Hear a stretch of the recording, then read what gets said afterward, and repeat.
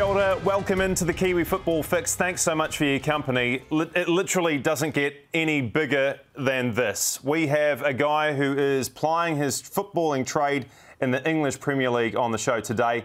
Welcome one, welcome all. Chris Wood, All Whites and Burnley marksman. Great to have you on the program today, mate. Thanks for having me, guys, and thanks for a lovely introduction. No problem at all, mate. Listen, first of all, before we talk about any kind of football, how are you doing over there? Because back here in New Zealand, we hear all kinds of things around the level of lockdown that the UK is currently experiencing. I think you might be about to peer your eyes and head above the murky water in a week or so. But what's it been like for you? How are you coping with it all? Look, it's been quite tough. There's no getting around it. Everybody's been told to stay indoors, work from home if possible. Obviously, our job, we can't work from home, so we're allowed to go into training and then basically straight back home. It hasn't been great, but that's just the life we are in at the moment. Thankfully, the country over here is rolling out the vaccines semi-quick, which is nice to see. I think we've had 30 million people vaccinated, which is a great sign, and we're on the right track. But it's taken its time and taken a while to hopefully end it in the long run. What's it been like for you personally, Chris, playing through this period, training through this period? Was there any trepidation at all for you? It was different. It was a lot different from a normal season. Obviously, having no fans plays a major part in my opinion. It's something that you live off and you thrive off. Playing in front of crowds, and big crowds, small crowds, home crowds, away crowds, they're all different, but they all bring their own elements.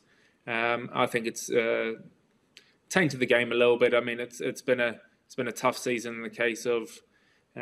You just got to get on and deal with it. There's a lot of elements outside of football that you have to deal with, but also you have to focus on the pitch and staying up in the case of Burnley. Yeah, I'm glad you mentioned the crowd aspect, Chris, because you know that is, for me, the English Premier League. Yeah, people in the stands chanting and cheering, whooping, hollering, booing, if you like. And to not have that, it must diminish the experience a little bit for players like yourself. Yeah, massively. And it definitely has done. It's just not right. It just doesn't feel like proper football. We want the fans back in as soon as possible, which would be great. Obviously, we have to make sure it's safe first, but hopefully we're on the right lines there. And hopefully come the start of next season, we'll have that all back to normal.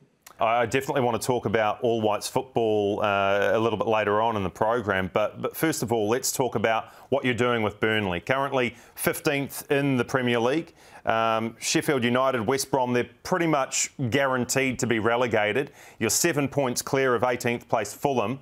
What kind of points target have you and your teammates set yourselves to ensure your survival for the next season? I mean, you've always got the target of 40 in mind. That in the last 15 years, I think, has kept you up on statistics. So you aim for that, and anything over, you're very happy with. So we've still got a way off that.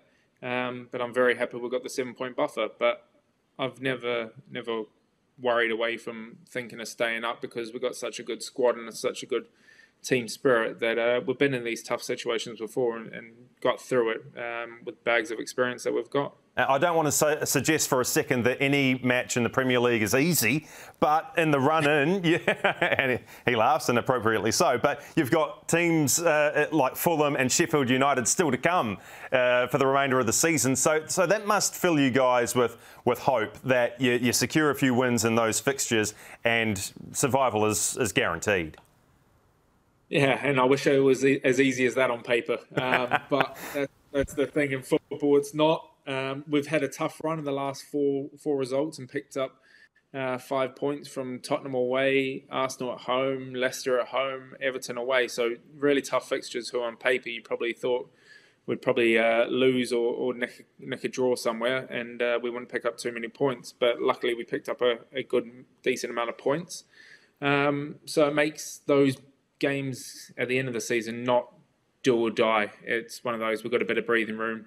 We can focus, we can relax, and all the pressure's on the other teams. You scored a couple of goals in the matches that you mentioned there, Chris, recently. The Everton game, absolutely beautiful goal, and then you almost went from the penthouse to the outhouse with the goal against Arsenal. How did those goals rate in your mind? They're both right up there with each other. A win in the back of the net. All that matters for me. I wouldn't care one bit how it goes in the back of the net. So as long as it does, I'm happy. So I'll take them both on par, definitely. Yeah. How did the Arsenal goal go in? Was it off your hip, your buttock, your abdominal muscles? It was off the hip bone.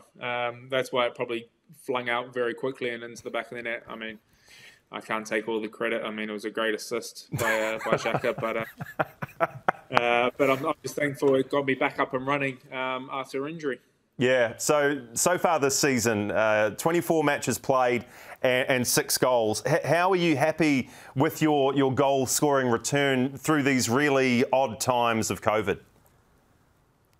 Look, it's no getting away from it. It hasn't been a great season personally, and for strikers at Burnley, we haven't scored enough goals. We know that as a strike force, and I know that as a player, I need to do more, need to score more, but sometimes it just doesn't happen.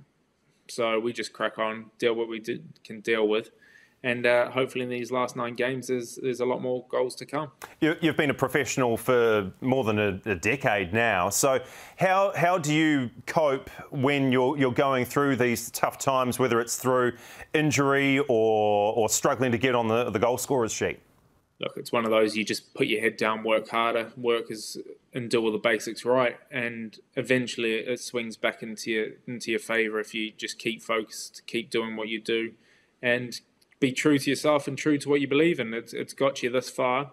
It's got me to playing in the Premier League and having a good career like I've had.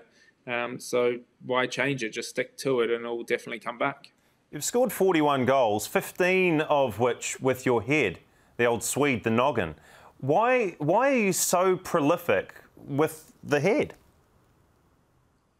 I think we can put that down to Burnley and having a great few crossers in our team that love to cross the ball. So it's one of those, the balls are coming in the box, so I better get my head on it and do something with it, or else I'll be missing the ball completely. I suppose it also helps that you're, 6'3" tall, and you're quite a presence physically, so it's easy to pick you out. Look, let's hope so. That's what they all say. When they put it on the top of my head, it was all their hard work and their great ball, and I just have to stand there and nod it in. But yeah, I mean, it's nice having that height and that strength, but I can't do some of the things that the small nippy players can do. So you just have to work with what you've got, and luckily that's the side of the game that I'm good at. One of the troubling things, I suppose it depends on what side of the fence you sit. I'm going to say troubling. They're doing all kinds of studies into what heading the football does in terms of concussion symptoms long-term, CTE and all that sort of stuff. As somebody who, makes a living playing football, scoring headed goals, how do you feel about all of this science coming into it and the recommendations that may be ratified in the years to come to outlaw heading the football? Look, it's a tough one to obviously speak about and deal with. Obviously, if the statistics are there and the stats or the scientists are coming through and showing that it's going to be a major problem for people down the line, then it is something we need to address and something to deal with. But heading is part of football, and it is a strength of mine and my game, and a strength of a lot of people in their game. So outlawing it completely, I hope they don't ever go down that route. But maybe delaying it until skulls are stronger or there's better knowledge in the game, I can see that working. But ultimately, it's if it's going to have an effect long term, we need to understand that now. But we'll only find out when players and sports professionals are 60, 70 years old and maybe having these problems. Chris, as a New Zealander who grew up playing football and having the dream of one day, I mean, it's a ridiculous dream now, I know it, but I had the dream of playing for Liverpool and dominating Derby County because I hated Derby County as a kid growing up. Watching you in the Premier League, it's like the stuff that dreams are made of, literally. So what's it like being a New Zealander in the Premier League and flying the flag for our country? Look, it's great hearing you guys talk like that, and it's nice in that sense being able to know that you guys are looking up or watching me and things like that. It's shows that I need to be a role model and show that it's possible. Don't get me wrong, it's been a hard journey and a long journey, but it is possible. So to all the kids out there and all the people with the dreams and the parents watching and thinking their kid has a chance, it's all about supporting. I had two very supportive parents growing up, and they sacrificed a lot to get where I was. But they also let me enjoy my football growing up, and I think that was the best case about it. They let me have the fun and the freedom to go from that when I was a kid, and then once it got a bit more serious, they tapered it around going well. I want to talk a little bit about recognition if we can, because look, myself as a footballer, former footballer, I know what you're doing on the world stage is utterly incredible. The footballing community here in New Zealand know that as well. But being a rugby-mad country, we seem to put our rugby players up on a pedestal above anything else. What do you think about that? And do you think you get the recognition that you deserve?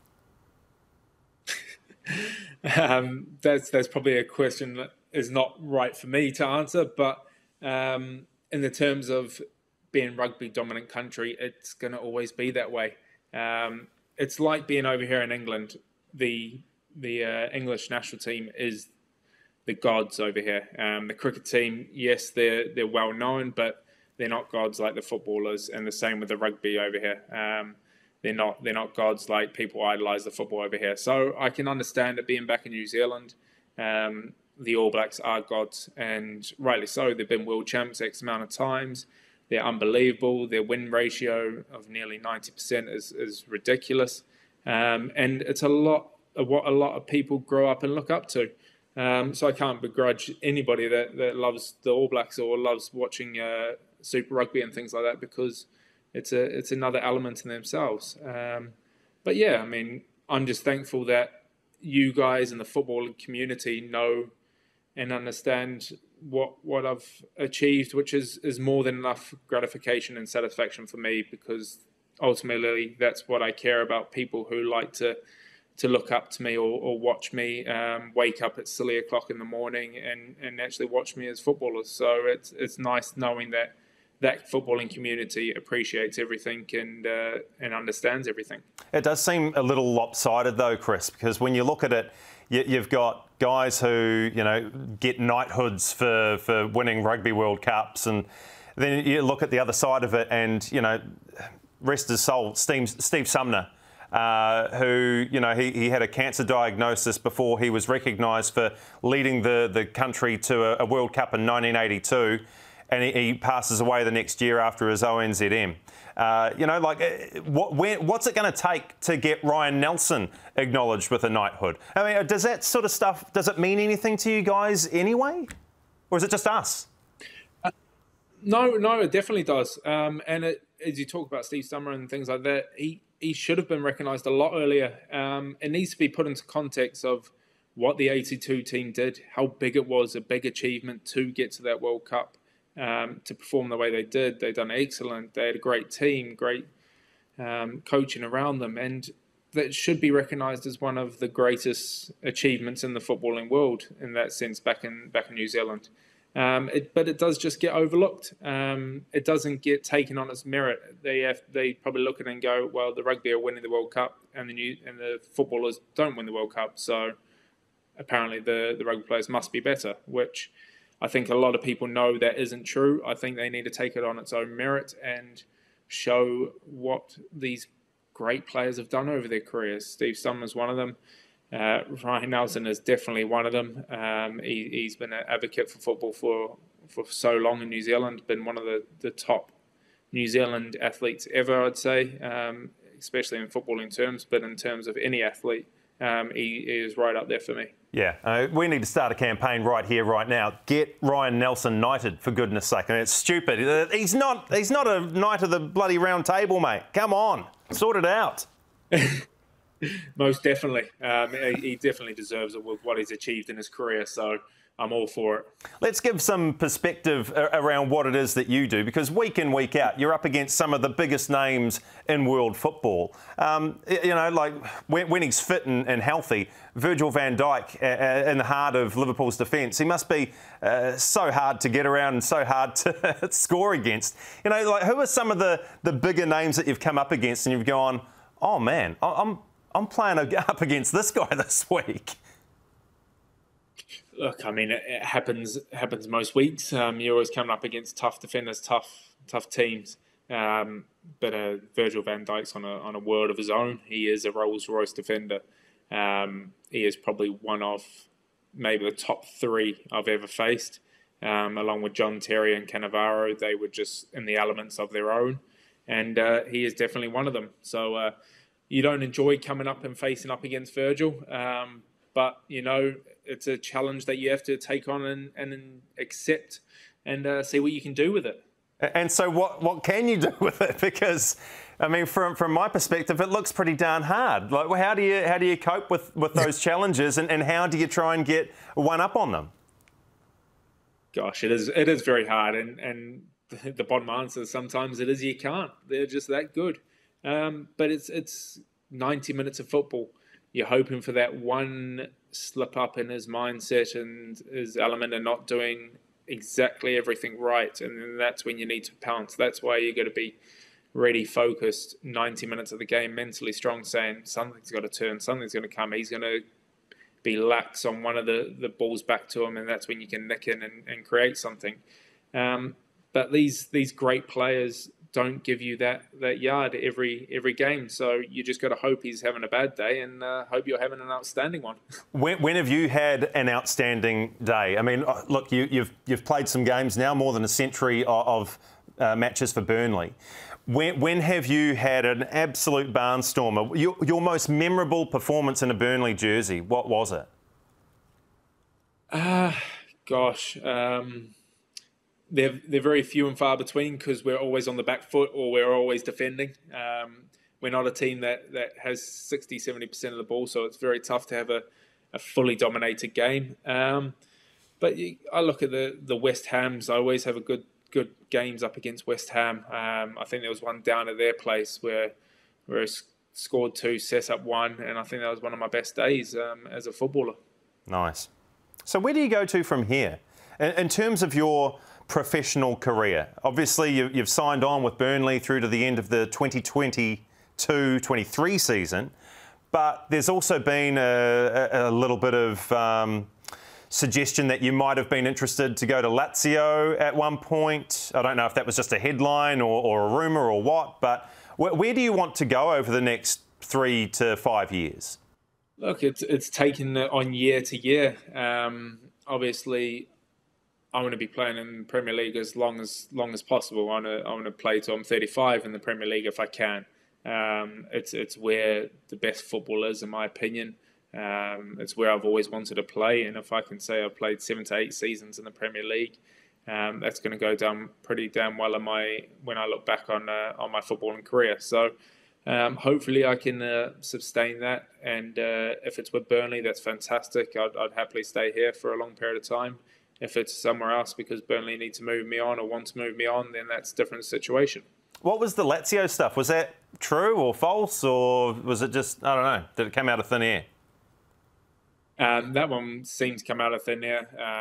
It was nothing to do with me. Normally, if there's something interested, I'd have a call a few weeks at least, or a couple of weeks before any of the papers would ever get it. So, yeah, that one was definitely picked out of thin air.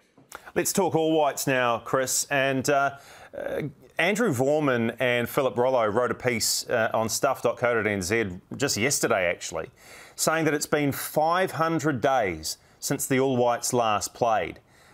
How do you feel about that? Because even though you're doing wonderful things in the Premier League, you are a proud New Zealander and you love putting on that All White strip. 500 days between drinks, that must be really hard for you to take.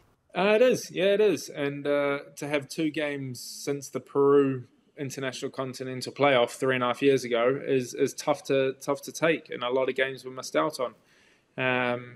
Down to, at the start, probably their organisation not wanting to do games, wanting to have a break.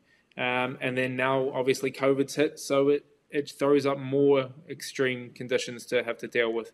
Trying to get 20-odd players from 18 different countries or something like that to try and join in one team in one location is extremely hard with the amount of restrictions that are happening at the moment. So, I mean, yeah, it's disappointing, but I know for a fact that the CEO of New Zealand Football and the gaffer is trying its hardest to get games and get New Zealand football back playing for the All Whites and things like that. So I know they're pushing hard and working hard for games over the last 18 months. They've definitely done all they can to.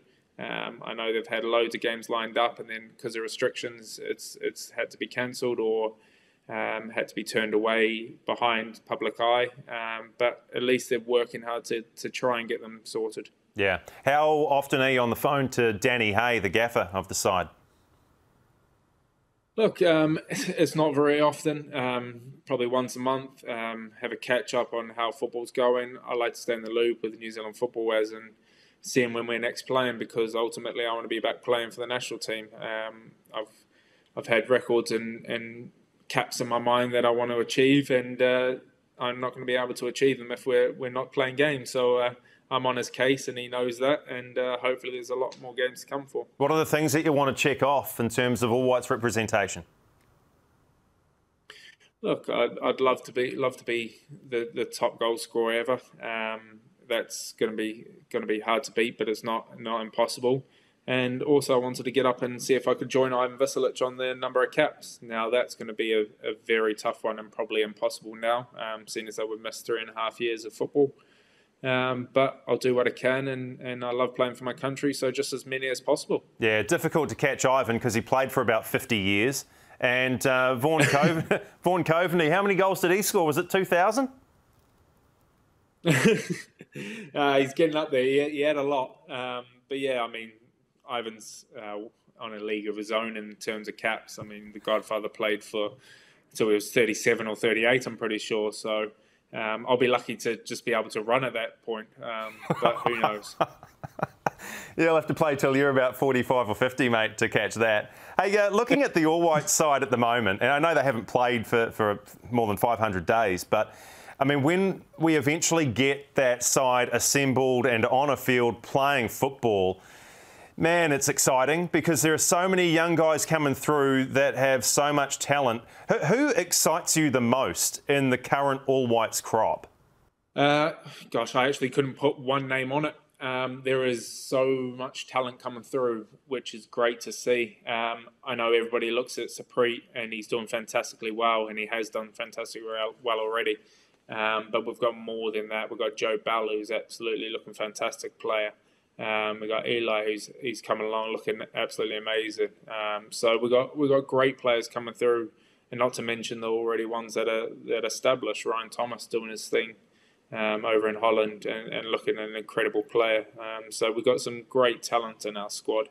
So it's going to be an exciting next decade, seeing these players develop and seeing where their game takes them to. If you had to pick the next Chris Wood, not that you're finished or anything by any stretch of the imagination, but the next New Zealand superstar in the Premier League, who is it? I think on paper at the moment you'd have to say Sapri. He's got a big reputation at Bayern. I know they rate him very highly, and I know him as a kid and as a person. I should say he's not a kid anymore. He's definitely an adult.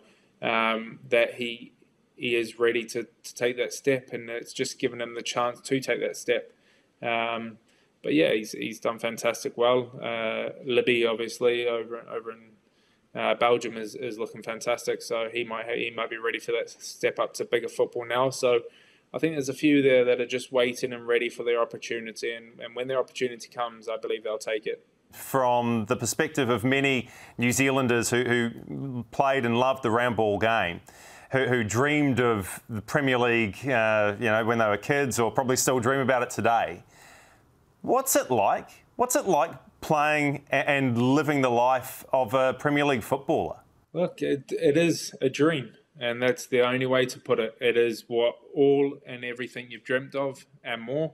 Yes, it comes with its hard times and comes with its ups and downs, but the lifestyle is fantastic. It's playing football for a job. It's not even a job. It's just playing football every day. I get to turn up at Burnley with my mates and kick a ball around and get shouted at a couple of times by the gaffer and told to run quicker, which is life. And you just enjoy it. You just get on and have a great time. And come the weekend, if you can have a great game and a great win or a few goals, it makes it even better. Oh, Chris, continue to live the dream. You're making us all proud back here in New Zealand, mate. Good luck against Southampton, and don't be a stranger on the Kiwi Football Fix, mate. It's been absolutely enjoyable catching up with you. Lovely. No, perfect. Thank you very much for having me, and it's been a great pleasure catching up with you all.